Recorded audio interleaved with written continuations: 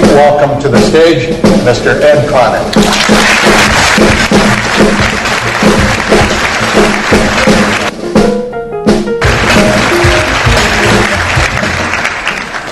Well, good morning, everyone. This is going to be very brief. You just heard from my boss. What he said. That's it. I'm done. And welcome to New Orleans. And let me just say this, that when we decided that we wanted to have the conference here in New Orleans several years ago, there was a reason why we chose New Orleans. Two reasons, actually. The first reason is because this is the place where the very first flood insurance policy was purchased for a building. Secondly, this is the place where the National Flood Insurance Program, as well as the nation, met its most challenging situation in 2005, and that was Katrina. So it only seemed fitting that we should come back here again and that we should have the conference here for a number of reasons. One, I think we need to revisit some of the communities that were affected by the floods. I think to the extent that we can engage with some of the citizens here in the city and that we can help bring their spirits up, the morale up, and while at the same time bring revenue to the city, it makes sense. And I also think that we as emergency managers ought to see the beginning and the end of a disaster. We were here before Katrina, and now we're here after Katrina. Many of you were here trying to deal with the recovery. Many of you were here dealing with the claims activities. But now you need to see it now, and I think it's important that we're here. So I'm happy that we're here, and I hope that you enjoy your time here while you're here as well. I have a couple of people that I'd like to recognize before I get started. But before I even do that, there's one thing that I hadn't planned to say, but I'm going to say because I think it's important that I say this. Craig talked about where he's been over the last 3 or 4 days.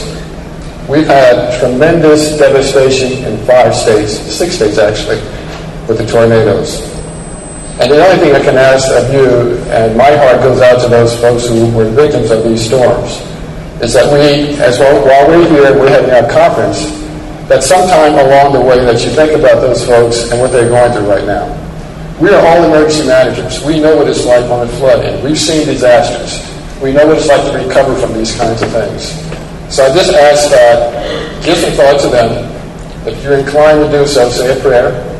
And let's hope that these folks can recover as soon as possible. They are having a very, very bad time right now. So I just wanted to say that. Now, individuals that I'd like to recognize have already been recognized, but I'll say it again anyway.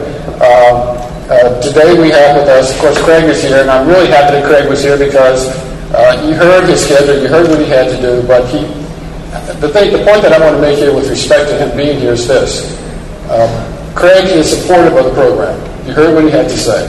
He's not just giving lip service. He's not just every now and then mentioning the NFIP. He's not every now and then just mentioning the need for flood insurance. He believes it. He's committed to it. And he talks about it.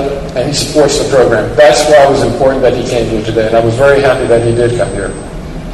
And the second thing is that Craig, and I'll talk about this a little later in my talk, was very instrumental in leading the discussion with the Right to Own companies in January of this year, talking about the whole issue of privatizing the program and what do we need to do and what are some of your thoughts. So he was very instrumental in making that happen.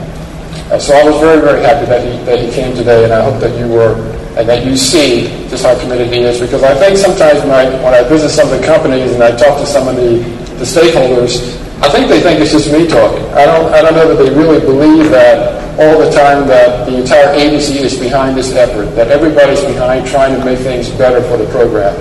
But I think that when you see the head of FEMA come down from the job and the duties that he has to speak to this group, I think that says it all. So, who are these special people that I want to acknowledge this morning? Well, Craig Fugate is one who's came and gone. But following me is the Insurance Commissioner from Louisiana, James Donaldson, who will be speaking in a few minutes.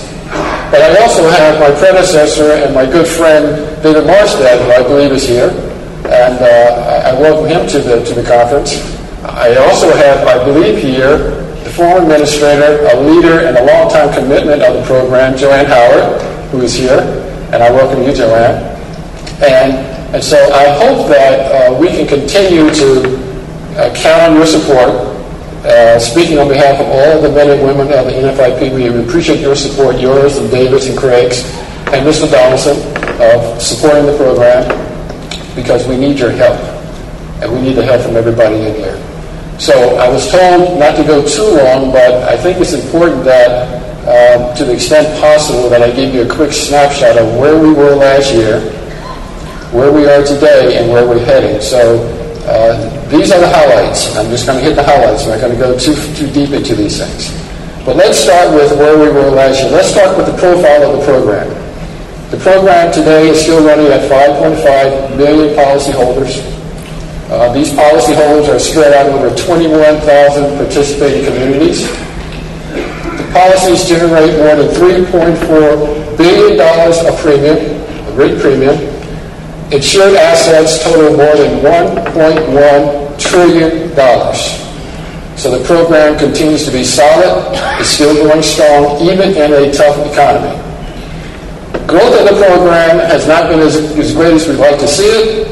If you looked at our numbers last year, you would have seen that we had negative numbers in the tune of about 57,000 policies somehow dropped off the books. You look at our numbers this year, you see an additional 47,000. So we really made a pretty good turnaround in terms of where we were heading and where we're going right now. That's got a lot to do with retention. Our retention improved by 2%. And to move 2% is saying a lot. Last year, our retention was at 87%. Flood insurance policies. This year, we're at 89%. That's a lot of work. That's a lot of effort. So how does all that happen? Well, marketing campaign has a lot to do with that. Ever since we've had FloodSmart on board, since 2004, we've had consistent growth in the program. The program has grown by 25% since we brought FloodSmart on board. Because of their educational efforts, because of their relationship with producers, because of how they connect with the consumers, because of information that others need in order to understand the program, it's made a tremendous difference. And we look forward to those kinds of numbers going forward. So, we're seeing slight growth in terms of new policies coming in. We're seeing pretty good turnaround in terms of retention. And the reason that's important is because in the economy that we're in today, what's the first thing that drops? Flood insurance. But it's not dropping. It's actually sticking, and that's a good thing. And at the same time, we look forward to our partners in FloodSmart to continue with their ads, with their advertisements, with their television ads, with the print ads, and all the other things that they're doing. So what are some of the problems that we had last year? And let me ask you the question, what was our major challenge last year? Anybody? Thank you. Thank you. Program lapsed 3 times last year. We finally got a long-term, well, not a long-term, but a longer-term reauthorization in September of last year that will extend through September of this year. So that basically means that the window is shortening as we go forward, getting closer to September. So we accomplished that last year, but we still got some work to do with that. The other problem that we have, the other challenge that we have, and Craig alluded to it, is our debt. Now, I'm pretty happy with it, and Craig kind of pushed it aside, but, you know, we were looking at a $19 billion debt a year or so ago. We have managed to chisel that down to $17.5 billion. Now, that's a lot of chiseling. How did we do that? Well, first, we were fortunate that the hurricane season in 08, 09, and 10 was very, very mild. So there weren't a lot of dollars going out to pay claims. Those dollars were going into paying off the debt. That's one thing that happened in our favor. The other thing that happened is through our friends in the U.S. Treasury, we were able to negotiate a lower interest rate. And that interest rate allowed us to, again, pay more on the principal as opposed to paying all the money that we have been paying years and years before that on the interest. And so that allowed us to cut that from a $19 or $18 billion debt down to 17.5. But let's be clear about this. Let's not fool ourselves. I told you that the program brings in $3.4 billion a year in written premiums. We got a debt of $17.75 billion. We will never, ever, ever retire that debt with those kinds of written premiums coming in.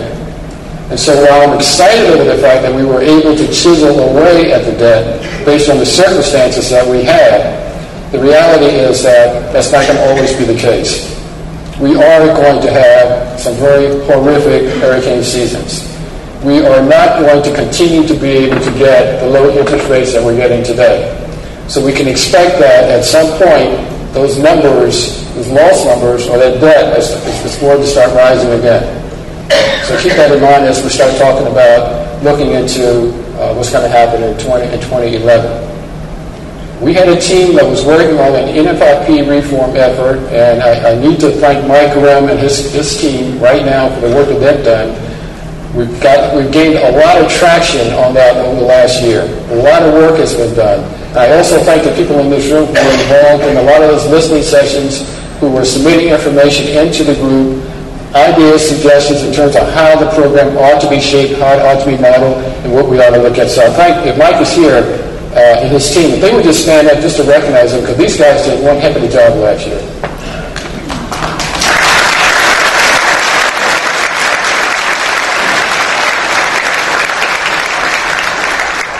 And so that's pretty much what I'm looking at as we go forward in 2010.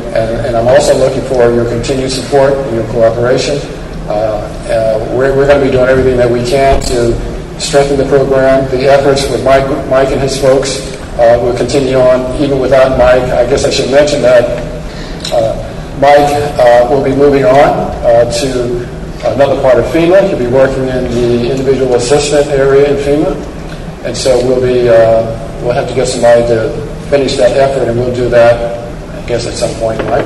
Because I've got about 4 or 5 bills I need to fill right now. But in any case, that effort will continue on. We're going to be engaging with you some more. We will also continue to engage with the Hill on the provisions that we know are out there right now that are up for consideration. And I have to tell you, that I haven't mentioned it before because I guess it wasn't any need to. When I met with the IBHA Select Committee last year and this year, I said to that committee that we were going to be leaning forward and engaging the Hill as much as we possibly could, to the extent that we were being proactive. We weren't going to wait to be asked to go up. We were going to try to get on the calendars of staffers and certain members for 2 reasons. One, you got a new Congress there that needs to get up to speed on what the NFIP, well, first, what is insurance? And then, what is the NFIP is all about? And then, once that happens, we need to get with others to make them understand what are the issues that we really need your help on with respect to going forward. Now, engaging with the folks on the Hill does not guarantee anything. It doesn't mean that they're going to listen to us or that they're going to change, that they'll listen to us, but it doesn't necessarily mean they're going to change anything. But what it does do is it sends a signal to them that we are very interested in helping you to think through the decisions you're about to make. And that means that you're going to be making informed decisions. You're going to understand what the implications are if you go this way or that way. And there are a couple of tricky things that are in this bill right now with regard to how they want to move forward, and some amendments that are out there as well. So that's what we have been doing. That's what we will continue to do. Not just me and many members of the staff who are sitting here right now and spending an enormous amount of time and hours on the Hill dealing with some of these issues. So with that, I just want to say, enjoy your time here. Enjoy the conference. I think that people who are on the planning committee deserve a lot of credit because they put a lot of time and effort in dealing with all the minute details of the conference. You've got great workshops. You've got great speakers coming in, and I would urge you to take advantage of that. And then, so before I take my chair, again, I'd like to recognize one other person, or 2 other people actually. First, the entire planning committee. I want to thank them for the hard work that they did, and I'd like to recognize Ed Pisterick and Melissa Anderson for leading the charge on that, for making this conference what I know is going to be a very successful conference. So I thank you for your efforts. I thank you all for being here. And again, I'm asking you that while you're doing your business here, because we're all emergency managers, keep in mind what's going on in these 6 states where these tornadoes are going on. And I'll say it again, if you're inclined to do so, say a prayer for those folks. Thank you very much.